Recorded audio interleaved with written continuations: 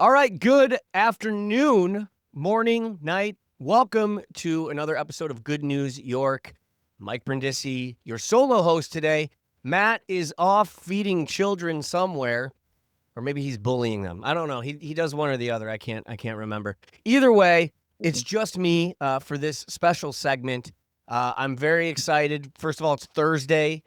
This is our Friday here, so getting ready for the weekend. But more importantly, I have a very special guest, remote. I'd like to welcome to the show founder of SafeSpace CNY and Root. Root to Rise. A very special person, Tracy Dando. Tracy, well, thank you. Welcome. Listen, it's a little underwhelming because it's one clap, but I felt it. It's a full crowd inside of my head, I promise. How are you this morning? You know, I'm good. I'm bearing this rain like the rest of us are. So I don't know what's going on, but suddenly I wake up and I feel like I'm in Seattle, Washington every day. But I'm glad you're braving the weather. I am so glad you're on the show. We talked a little bit before we went on air. At this point, if anyone's been listening or watching and following Good News York, they know I'm a lot of things, but one thing for sure is I'm a big advocate for mental health and mental health awareness. It's something that's it still affects me daily. It's something I struggle with and I work through, and it has affected friends and family of mine. So I always said, throughout the years, I've always used my platforms to advocate for that. So thank you so much for coming on here. If you go to your Facebook or your website, I mean, you do so much in the world of mental health. So I guess I want to start with, you're such a passionate person too about it and full of energy. What was the inspiration? Was there something in your personal life, or was there that like special moment where you went, this is what I want to do? Or how did SafeSpace CNY and Root to Rise come about? Wow. I mean, it was built out of survival, to tell you the honest truth. So no, mental health was nothing that I ever wanted to get into. It was something that consumed my life behind the scenes. It was something that was incredibly shameful for a long time. And it was something I hid. And so for the first probably 2 decades of my life, I struggled with anxiety, depression, PTSD, and a pretty bad eating disorder that had me in and out of treatment facilities. And the reoccurring thoughts in my head were always, what is wrong with me? Like, why can't I do what everybody else is doing? Why it looks so effortlessly for everybody just to be out there living and doing and dreaming and building. Why is it so hard for me to just be in my body? And so SafeSpace was created because enough had happened to me here in Syracuse that when I came back in my early 30s, I needed someplace that I felt safe. I had 2 young children at that time. And what a treatment facility did for me was it created this external safety, which was sort of a bubble. Sure. But it made me feel safe. And so the other big part of a facility was that we had these incredible, vulnerable conversations. We were real, we were honest, we were open, we were our true selves.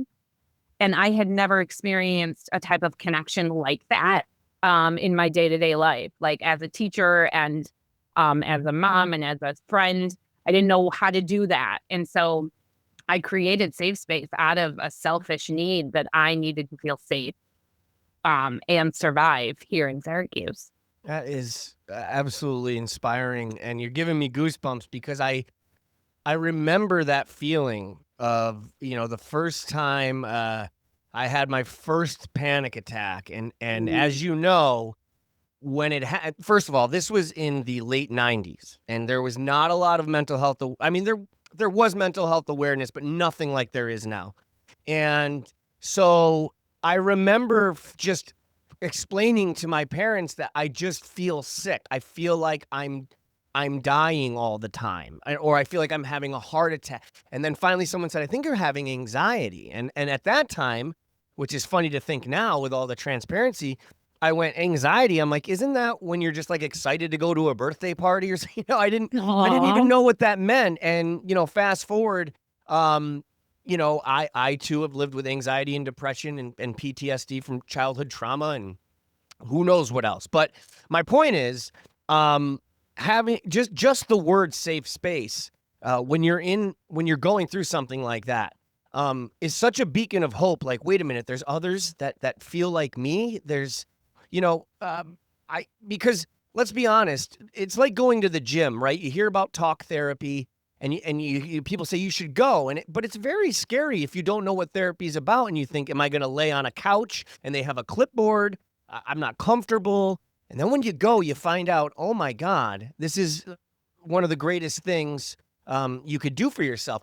But let's be honest, it's not always accessible as far as finances go and health insurance. What is the difference between SafeSpace CNY and like a traditional therapist? What are some of the differences? Great question. It's meant to be the first step in because, like you said, a lot of people do struggle with the stigma of going to see a therapist, or it just might not be their jam, and that's okay, right? Like, mental health is a spectrum, and we have a toolbox, and that toolbox looks very different for each and every one of us. So the things that work for you might not necessarily work for me, and so I know talk therapy is one of my things. Something I do every 2 weeks. It's just like a refresh. It's a reboot for me. But that's not everybody's thing. And so I also realized, like you just said, that I had spent 2 decades going to support groups. And so it became normalized for me to sit in a group and talk to strangers about my feelings, where the basic world doesn't do that, right? And so I knew we were going to struggle with that portion of safe space, normalizing coming together during times of need. And so the goal is for safe space, it's meant to be that dip your toe into this type of work. So you're struggling with anxiety, depression. It could be you don't even know what you're struggling with. It might just be that you're not happy and that it's coming out. You might be using drinking or drugs or scrolling endlessly or whatever. You're coping in all these ways and you're not okay. Safe space is meant to be that first step in the door. So it's meant to be the walk in, just start, sit down, and let's see what happens. But for a lot of people, there's so much fear and there's so many stories that we tell ourselves about doing something like that. Sure. And I think that's absolutely amazing because along my mental health journey, it got to a point where I realized how much I was self-medicating with alcohol. And I came to a point in 2020, I finally quit drinking. And thank you. And a lot of people said you should go to AA. And at that time I went, I'm not going, I don't need AA. I quit. I went through the withdrawals, the mental, physical withdrawals, and I did it on my own. And what someone made me realize, a friend of mine said, I don't think you understand. AA is not to keep you from drinking. It's just about meeting other people who are going through some of the things that you're going through and just finding that commonality. And it brings you this peace of mind. And I feel like it's kind of the same case with Safe Space. Am I correct? Yeah, absolutely. It's finding your community that understands, because that was such a big thing. Yeah. That there was nobody here in Syracuse that understood what I was going through with the eating disorder. And you feel so isolated and you feel so alone. And so when you've got people around you that are going through divorce or experiencing postpartum, or is a man that's just trying to figure out his own mental health, and you're surrounded by people that are like-minded, that are going through that with you, there's just this feeling of not being alone. Like, it doesn't matter that their story is different. It doesn't matter that their addiction might look different or their coping modalities might look different, but they're with you in it. And they just say to you, like, I get it, dude. Like, you're not alone. Like, just to hear those words. I have goosebumps. Yeah. So comforting. It is everything. When you are living in sheer terror, if you're going through some sort of mental health crisis, I'll never forget the first time someone said, yeah, I too go through this and I had this thought once about blah, blah, blah. And I went, wait a minute. I go, you had that thought too? Like, for example, this is kind of left field, but it's relevant. For example, I saw a funny meme the other night that said, something to the, like regards of who else goes through airport security and thinks, oh God, what if I accidentally have a gun? Which is, and I was like, that's me. And I was like, holy shit. Like, you know what I mean? You know what I'm saying? Like, that's the kind of stuff that you'll find in these peer groups where you're like, oh my God, I'm not crazy. Yes. And those are the holy shit moments where you're like, oh my God, I'm not crazy. Because as you said, you do feel alone sometimes, all the time in these situations. And you also feel like I'm crazy. No one else is thinking this stuff. And it just gives you that peace of mind that, you know what, I'm okay. Like this is going to be okay. So that's wonderful. So if I was to walk into SafeSpace, what can I expect? Is it something that you lead, or is it more of like everyone shares stories? What is a normal day at SafeSpace like? Great question, because I think this will be helpful for people. So Absolutely. SafeSpace is set up like a home. If you head to our website, we have a yellow ceiling. It's supposed to be so different from any mental health facility you've ever thought of. We actually had a trauma designer come in and design the space. And so it's couches and blankets, and like it's meant to create safety for your nervous system is what it's meant. And so you come in, and each group is led a little different based on the facilitator. So our sober women's group, they do a lot of excursions. They go out. If it's nice out, they go walk the lakes. They meet at a coffee shop. They go get mocktails. That's more about building a community and helping create a sober lifestyle. But our men's group, they have a topic once a week that they are challenging. They are challenging their ideas of masculinity and why they do what they do and why they believe what they believe. And they actually are like working on deep-seated things. And so you take whatever you need from these groups. You walk in there, and if you need to sit there in silence for the first 3 weeks, go for it. But I promise you, the second that you sit down and you start to be around these types of conversations and hear the type of like vulnerability that's getting passed around, it usually takes people minutes to start to open up themselves, because they're finally finding a place where they can kind of shed a mask or shed the person that they have to be in the outside world. And they can just show up as they are and say, hey, I'm kind of a hot mess right now. Yeah. And I need help. And so we have a variety, a range, and people come and get what they need. And then the goal is for them to move on. Like, we don't want you staying at SafeSpace, and it's probably the worst marketing strategy. Get out of here. The goal is like, move on. Like, as you're going through a divorce, as you're going through these things and you need extra support, let us help you. And then you're going to find your footing again. You're going to get through it. You're going to be okay. And then you're not going to need us as much. And that's the goal. We're going to give you the tools. Now you go use them. And that's what I tell people about talk therapy. I remember the first time going to talk therapy and not knowing what to expect. And I remember, and it's a legitimate thought, I thought, how is talking about what I'm feeling going to help me? Like, you don't understand the hell that I'm feeling physically and mentally. But then you go and you talk about it, and suddenly you do feel better. But on top of it, you start realizing, oh, wait a minute. They're not going to wave a magic wand and I'm going to be okay in here. What they're doing is they're giving me feedback and telling me why I'm having these thoughts and what the brain does to cause that. And they're giving me these tools. The work is done outside of the office. And yes, I mean, there is work that's done inside there, of course, but people don't understand that the work comes outside. And I am such an advocate for what you're doing, and I think it's wonderful. And I especially love that you said the men's group, because let's be honest, and I don't think I'm speaking out of school here. I think women have always been a little bit more, what's the word I'm looking for? Just more able to speak about feelings. 100%. And there's been more of a stigma for men with masculinity in society to be, so I love that there's a men's group. Do you have a strong a male population at SafeSpace? Yeah, it's actually our strongest. That's amazing. To tell you the truth. And I will give our facilitator all the props for that. Mac, he is a teacher in the Syracuse City Schools. And for the first probably 2 months of the men's group, he would show up every week and there might be one person trickle in or maybe two or nobody.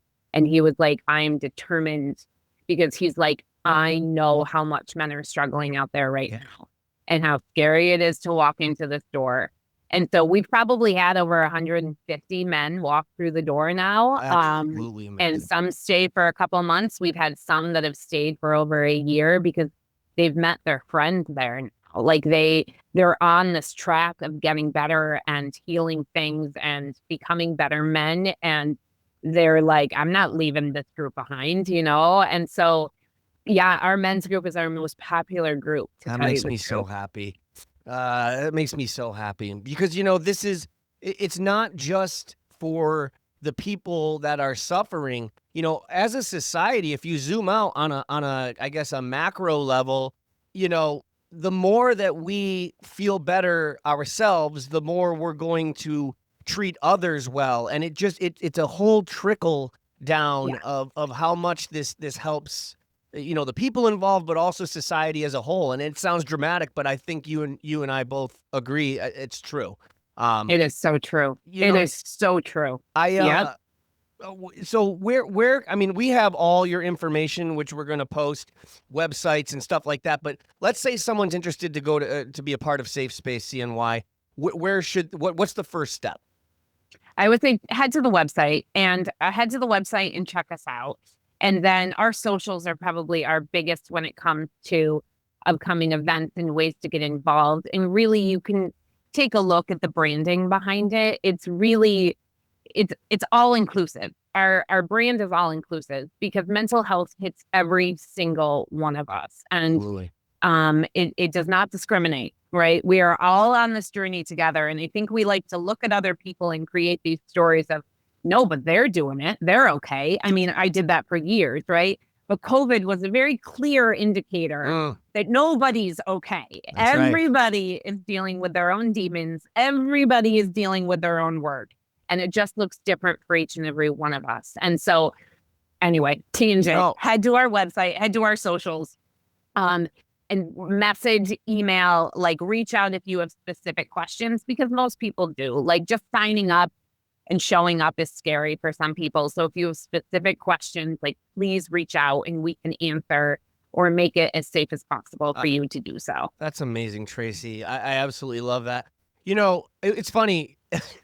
I feel like the pandemic, there was like this little part of me that, you know, and I'm not making light of the pandemic, but I think you know what I mean. I was like, you know, everyday people that I knew that never understood what I was going through with anxiety and depression.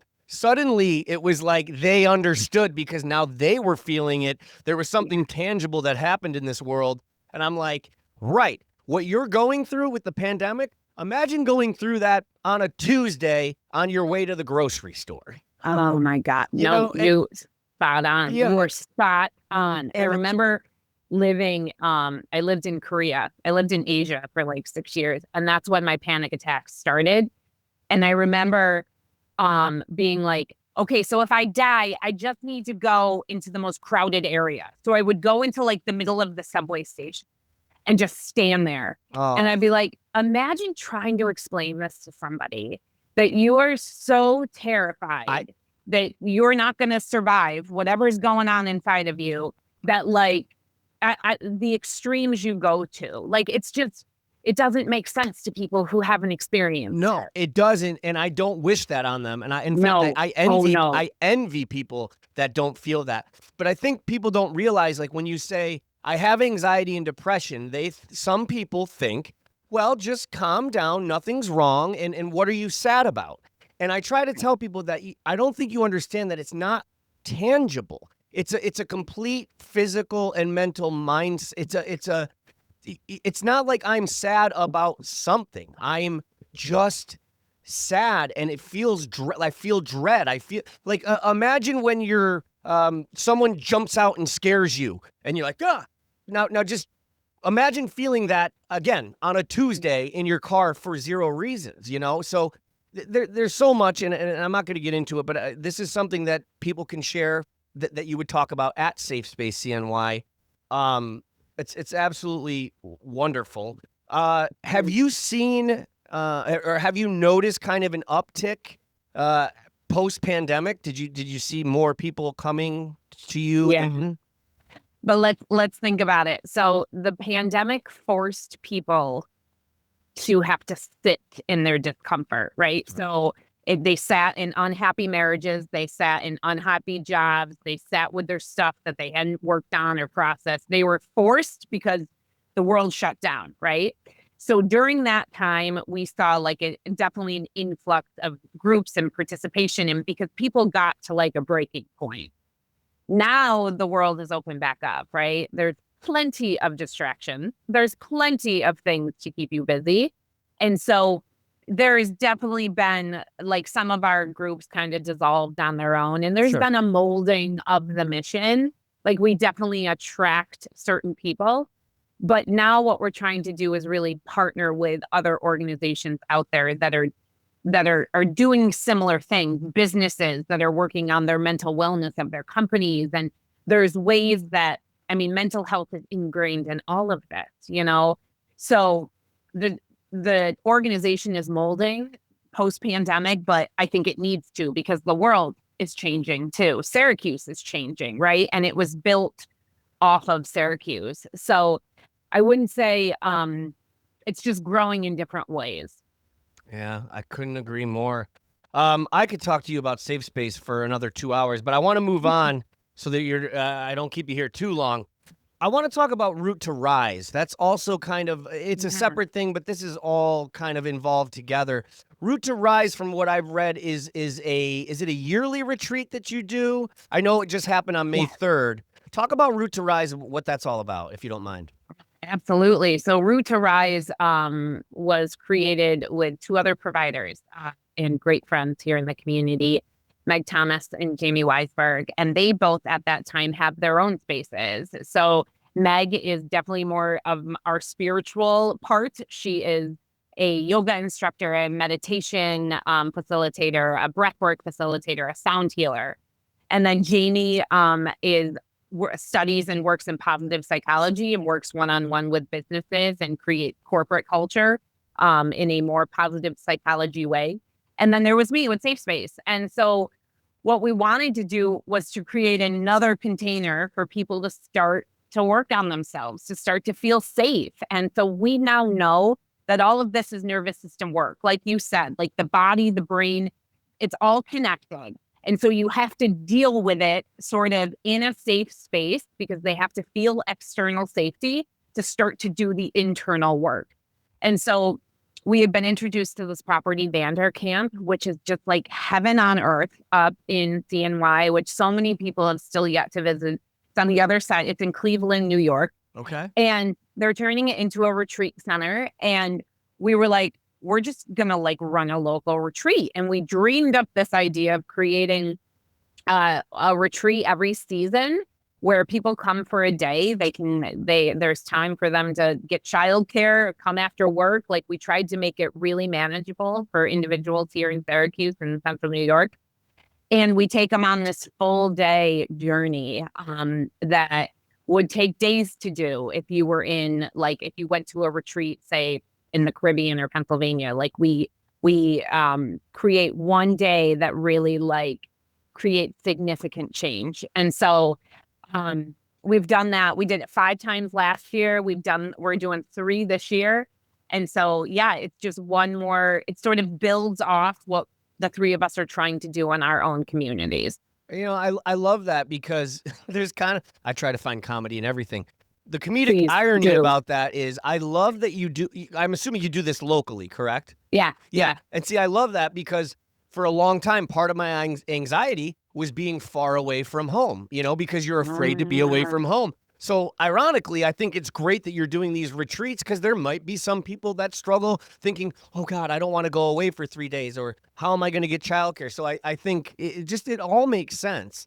And I think that's just absolutely wonderful. Now, we've got SafeSpace CNY. We've talked about Root to Rise. We're not going to stop there, because there's one more thing I want to talk about, which is how I ended up finding you. I'm a tattoo guy. I've got a handful of tattoos, and when I saw that there was a mental health tattoo fundraiser, I thought two things. I love tattoos and I love, mental health awareness. And to marry those together, I think is absolutely brilliant. So this is an event going on. It is the Mental Health Tattoo Fundraiser at the Artisan Tattoo in Liverpool on May 31st. It's this Saturday. Talk about that. What do we got going on? How's that working?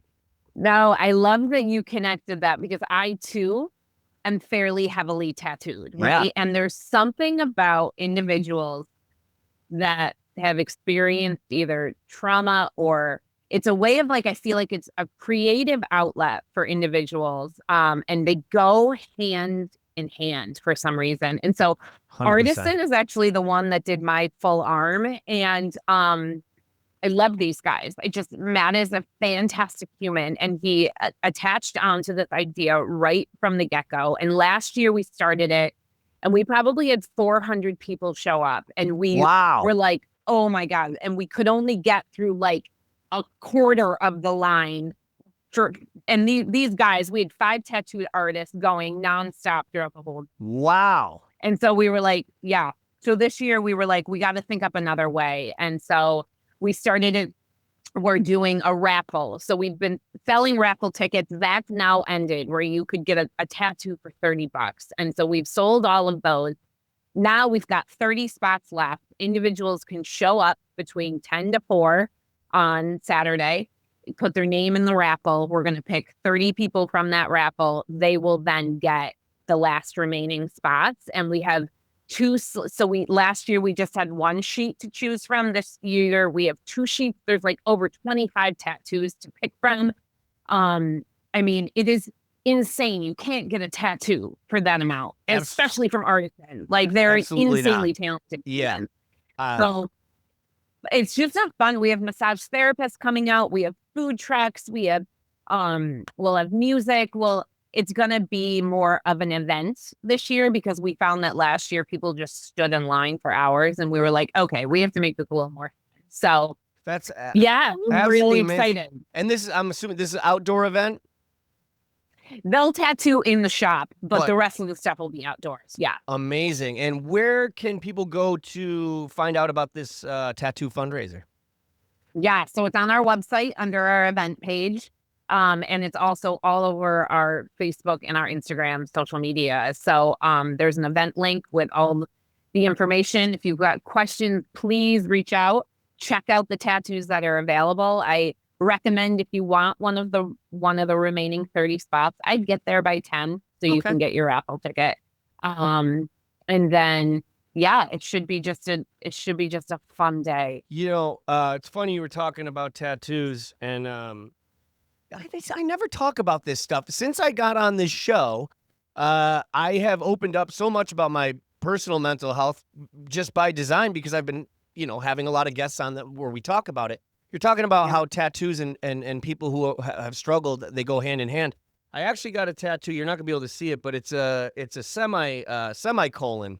Yeah. And I don't know if you are aware, there was kind of a trend a few years ago for people who lost someone who died by suicide or struggled with suicidal thoughts. You got a tattoo of the semicolon because, as you know, grammatically, a semicolon, you can choose to end the sentence, or if you use the semicolon, you choose to keep the sentence going. So it's kind of a suicide awareness kind of tattoo, and I have that on my wrist, and it's very, very special to me. And so you couldn't. Thank you. Thank you for sharing that. Well, hey, listen. I mean, it's the more we share this stuff, the more there's people out there watching or listening that might do what we were talking about earlier. They might say, oh my gosh, these people understand what I'm going through. And that's so important. Tracy, before we go, is there anything else that you want to, any events, anything else you want to plug? What do you got? Oh, goodness. No, we just got through May. So May is Mental Health Month. It was one heck of a month. We jam-packed that puppy. So we will be around throughout the summer for sure. Also, time for our organization to take care of ourselves just a little bit over the next few months. Sure. But if anybody is interested in being a part, in joining, in supporting, I just encourage you to reach out. Our goal is to be so filtered throughout the community in so many ways. And It's by going into businesses and into community organizations. It's just like coming together. Like that is the goal, coming together. And so I just encourage anybody to reach out if they're feeling a pull. Well, Tracy, listen, I mean this wholeheartedly. I've expressed how much, I'm an advocate for people struggling with mental health awareness. What you're doing, I don't know if there's a God, but if there is, you are doing God's work. You and the people that you work with and you really are, because this is it's something you can't put a price tag on. It's the same way as if someone is physically ill, you go to the doctor and hopefully they can fix you. And it's harder to explain when the sickness is going on inside your brain. And it's people and people like you and organizations like SafeSpace CNY and the Root to Rise. It's you guys that are out there, on the front lines doing things for people that are saving lives. And I can't thank you enough for that. Thank you. So I appreciate that. Tracy Dando, founder of SafeSpace CNY, safespacecny.org. Root to Rise, check that out, and the mental health tattoo fundraiser at The Artisan Tattoo in Liverpool this Saturday. Get there early, 10 a.m. It's this Saturday, May 31st. Tracy, thank you so much for your time, and thank you for all you do for everybody. Yeah, thank you so much for having me on. I greatly appreciate it. You're so welcome. All right, guys, we will be back. We've got 2 more guests today on this jam-packed GNY on a Thursday. All right, welcome back to Good News York, jam-packed day. Great interview with Tracy Dando. And for the first time ever, we have not 2 guests, 3 guests. Now, originally I had 2 guests booked, and this next guest, well, it was on a whim. If you watched or listened to the show yesterday, I was talking about how I went to the Dave Matthews Band concert. Dave Matthews, one of my favorite bands of all time. I'm a super fan, and I got to experience something different this time. Now, I've been to dozens of Dave concerts, and I've always either been on the grass or sometimes I've been in the amphitheater. One time I snuck down into the pit for a couple songs, but I'd never officially been that close to Dave. Well, that changed this past week when through the Warehouse fan club, I was able to get first dibs on pit tickets, which were affordable for once. And on top of that, what I didn't know is once you buy a pit ticket, Warehouse will email you and say, hey, sign up for a raffle of about 125 people. And if you're picked, you get a VIP escort down to the pit before anyone else comes in, you and 124 others. Well, I must have had a leprechaun up my ass because I won that lottery too. And along the way, it was a bit confusing. There was a little bit of confusion between the venue and the band and the fan club on where to meet, what time to meet, when we're going in. And that can be kind of scary, especially when you're an anxious chihuahua like me. And I happened to meet up with a girl named Lauryn and her mother and her sister, who were super nice.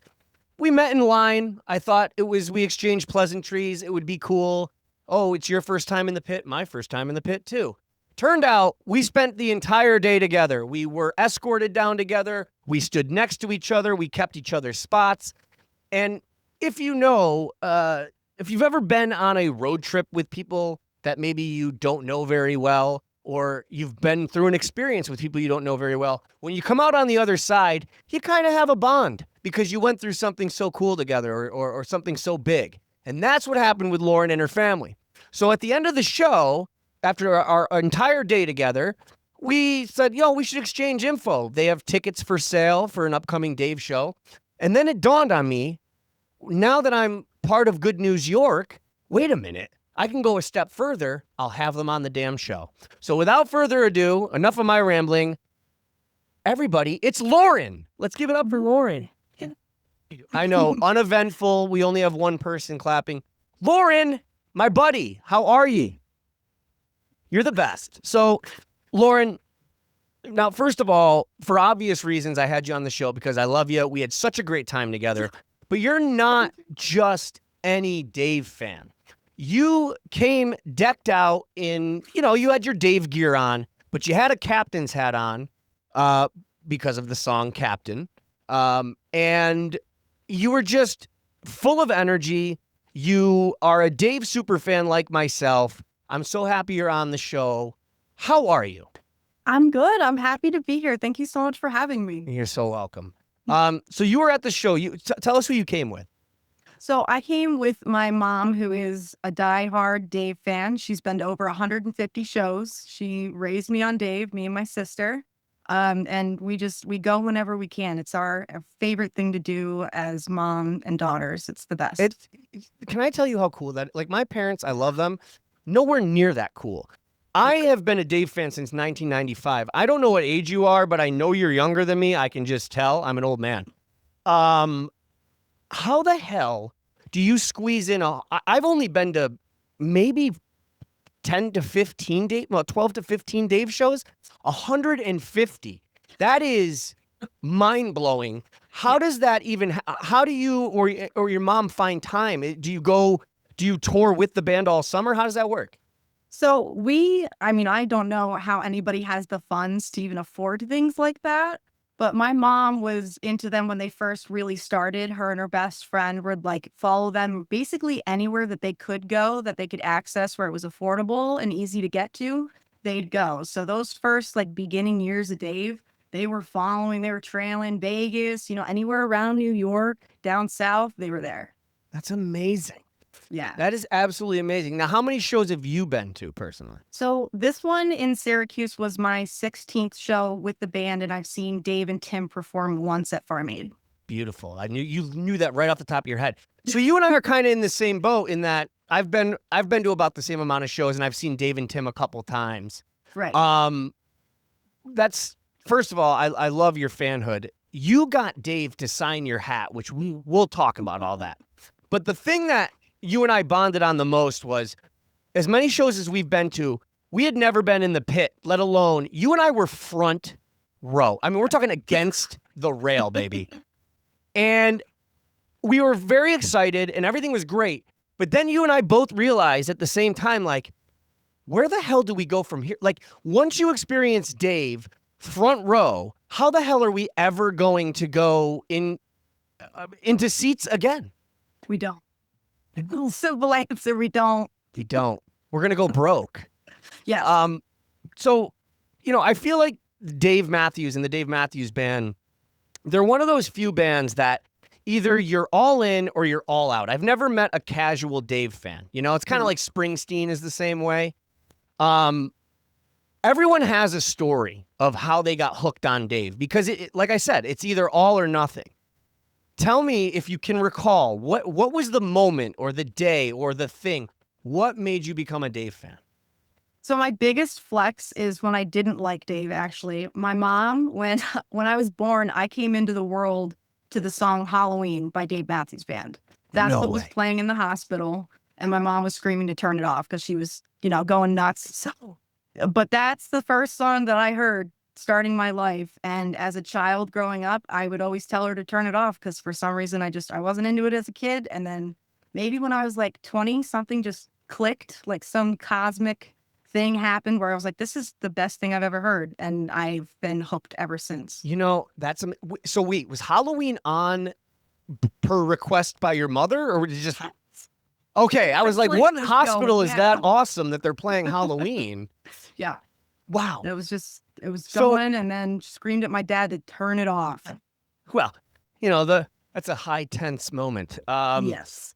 Yeah, my story's kind of similar in that so it was 1995. I was a teenager and Crash had just, Crash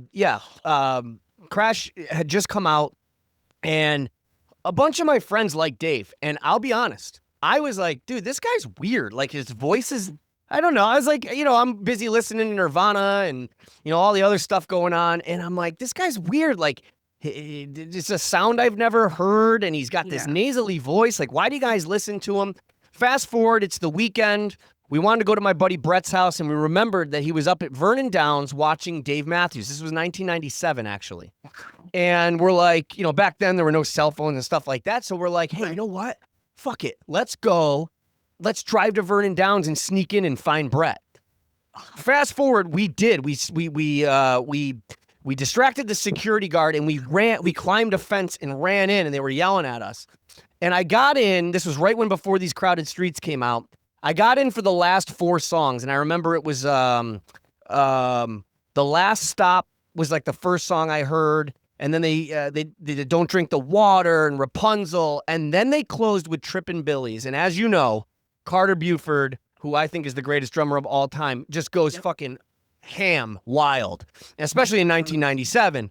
And I never looked back. I was completely addicted. Do you remember so for me, getting addicted to Dave took me going to a live show. Do you remember your first live show, and where was it? Yeah, so my first one was in 2018. It was really late in my life, but it was 2018, and it was in Albany during their fall tour. I think it was probably like November-ish, December. If I'm remembering correctly, I really don't know. But 2018 was the first time I went, and then like COVID happened, so we weren't really able to like go in that in-between span. Sure. But as soon as 2021 hit and they started going again, it was like, okay, let's go follow them wherever we can till they stop playing. Yeah, and you had the whole pandemic to catch up on his catalog and get pumped up. Yeah. There's something about that man that I can't explain to people that aren't. He's just the right mixture of charming but mysterious. And as a musician myself, he is so original in the style that he plays. Even the chords he plays on the guitar are unlike other people. I absolutely I love that man. Let's talk about, so during the show, you were prepared. You had your marker with papers and signs. You had your hat. Dave ended up signing your hat. Talk to me about, take the listeners through that, what happened. So it's end of the show. Yeah, so the end of the show, I know, like at the beginning of the show, we made like brief eye contact. I felt that. I watched my it. Soul, he looked. I can count twice that where I legit watched Dave lock eyes with you, and I was just in the middle, awkwardly feeling jealous. Like, man, what an amazing moment. It was incredible. So that I was like, in that moment, I was like, this could happen. So that entire time I had my sign, like, please, please, please sign my hat, just hoping, like holding it the entire time that was going to make a difference. And as the show ended, they finished their encore. Incredible. Like the energy was great. He went around, he did his selfie. He signed a poster for a girl. And then like I thought he was going to walk away. So did I. So did I. And then he meanders over and he looks at me again. And our buddy Jay, our security buddy Jay. Shout out to Jay. We love him. He grabbed my hat. I handed Dave my pen and I took everything to just keep my composure. And he couldn't figure out how to, do the Sharpie because it was a click one. Yeah. And then he signed it. And it's like part of I put it. There it is. Here's I was hoping. Yeah, my pins, like my Dave pin, Carter, and then now it's gonna go in like some case because I can't risk losing this anymore. I'm gonna have to get a new one for the shows. I would say etiquette wise, I think the only time I think it would be proper to wear it is at another Dave show. Other than that, you got to shelf it. Yes. And I'll tell you, I had some pressure on me because I kept telling you during the show, I'm like, oh, he's definitely going to sign it. There's no way. And so when I thought he was going to walk away, I'm like, oh my God, I'm going to feel like a real asshole if he doesn't sign this thing. I had a funny moment where while he was signing your hat, he gives you back the hat and he looked at me and I'm just looking up at him and I didn't that moment felt like it was an hour, but it was a split second. And I'm like, how do I capitalize on this moment? Do I ask him something? Do I say something? And then by the time I thought of it, he turned around and walked away. Yeah, but it's quick. I was living vicarious through you. Before we go, I've got to, this is the most important part of this interview as far as I'm concerned. So you get your hat signed, everything's great. The band leaves and then the crew comes out and we start noticing that the crew is giving away like picks on the stage and particularly set lists. And something happened that ended up pissing me off. I had no idea what was going on. It involved your sister. I want Warehouse to hear this because I want to help your sister. Tell us what happened. So I was just kind of like beside myself with what had just happened. And as the crew is coming on stage, they're, pulling stuff apart. Security is getting their hands on set lists. And a couple of them are handing them out individually, and then a couple of them are throwing because, they don't want to, just show favoritism, or they don't want to get in trouble type stuff. But I'm not sure if somebody handed one to her or if it was thrown up. She had it in her hands. I physically saw it in her hands. There's no doubt in my mind that it was there. Next thing I see is my sister's on the ground. Some chick that is in pictures with us, you can see her right behind my mom and my sister. She'd been shoving them. She'd been pushing them up against the rail. My sister is on the ground because she went to go grab the Setlist because this girl grabbed it. She went to go grab it back. She is pushed into the rail. She's like pushed to the ground, and the girl still takes it from her. Unbelievable. And from my point of view, I'm still reeling from your hat being signed, and I'm looking at you like, I can't. And I turn around, and I see your sister pop up, and she looks really frazzled, and she's got tears in her eyes. And I turn, and that woman that you're speaking of is like standing there like this, clenching this piece of paper, and I could just feel like a bad energy. But I didn't know what had happened. And then fast forward, we say our goodbyes, and then we all ran into each other walking out again. And then you had told me what happened, and it all clicked. I'm like, I remember now seeing like there was some sort of scuffle. So this woman just ripped the set list out of your hands. And this took it straight. Yeah. And here's one thing that you and I both know. We knew right away she wasn't a Dave fan because Dave fans would never do that. No. So I have a little platform here. I can't guarantee anything, but Warehouse, if you're listening, you obviously can see how sweet Lauryn is. Her sister is just as sweet. And her sister was, I could say, attacked to get a set list. Assaulted is the word that I use. She was goddamn assaulted. No, Warehouse, Lauryn's sister was essentially assaulted for this set list. What can we do to get Lauryn and her mom and her sister a set list? Can we do that? I'm not asking for anything. I'm a lifelong Dave fan. I love you, Dave Matthews. I love you, Dave Matthews Band. But this isn't about me. This is about me helping Lauryn, who is an incredible Dave Matthews fan, and her family. Warehouse, if you're listening. Dave Matthews Band, if you're listening. Can we get them a set list? Contact us. All right. With that being said, Lauryn, before I get you out of here, I'm going to ask you the most impossible question, but I love doing it because it makes for good podcasting. Dave Matthews shows up. Hey, Lauryn, what song you want to hear? He's going to sit there and he's going to play for you one song on guitar. I don't know what I would pick, but I'm not the one that has to answer. What song are you picking? I know it's not Halloween. I don't think it would be it's not my favorite song, but something that I've been dying to hear with my sister is the song Sister. That's why we continue to go to his shows. We've been chasing that song since we started going together. That is the song I would pick 1,000%. It's Sister. God damn it, Lauryn. Just when I thought you couldn't be any sweeter, you go and do that. I have goosebumps. All the more reason, Warehouse, to get her a set list. That's so beautiful. Well, listen, are you going to any more shows this summer? Yeah, so I have tickets to go to Saratoga. They're night 2 lawns. They're yours if you want them. I will send them to you right now. I'll tell you what. Well, why don't we use this platform?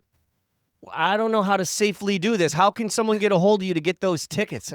Let's think about that. There is a Dave Matthews Band SPAC Facebook crew that I'm heavily a part of. There are a lot of different Dave Matthews Band groups on Facebook. I'm a part of a majority of them. Okay. But if you also, if you guys just tag my Instagram, I'd be happy to, sell them to whoever wants them. But you, Mike, if I don't get any takers, they're yours. You know what? I will take them just because I love you. And I'll do it. So your Instagram tag is It's Laur. It's L-A, so ITSLAURRR. Is there a dot in there? There is a dot in there. Okay. Mm-hmm. So if you want lawn tickets for SPAC, Saratoga, Dave Matthews Band, coming up, tag Lauryn on Instagram. It's.Laur. So it's ITS.LAURRR.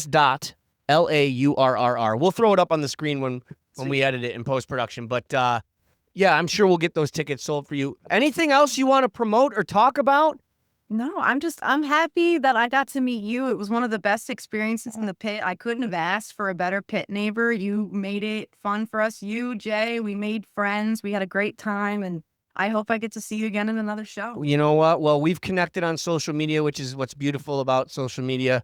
There's a lot of bad about social media, but one of the great things is that you can meet somebody, have a connection, and stay connected with them. And I'm really thankful that we met. You know, even though I'm a grown-ass man, you know, I was nervous being against the rail. You know, I didn't know what I was picturing. I didn't know if I'd get squished. I didn't know if there'd be annoying drunk people next to me. And I met you and your family, and I had the best time. And that's what Dave Matthews and the Dave Matthews Band's all about. So, Lauryn, I love you. I hope you get those tickets sold, and we'll be in touch. And thanks for coming on Good News York. Awesome. Thank you so much for having me. I appreciate it. Of course. All right. We love you. All right. We're back. you. That was Lauryn. We will be back with Doug Levine from the State Theater of Ithaca. Going to talk to him about the State Theater and all the amazing events coming up in my neck of the woods. So stay tuned right here on Good News York.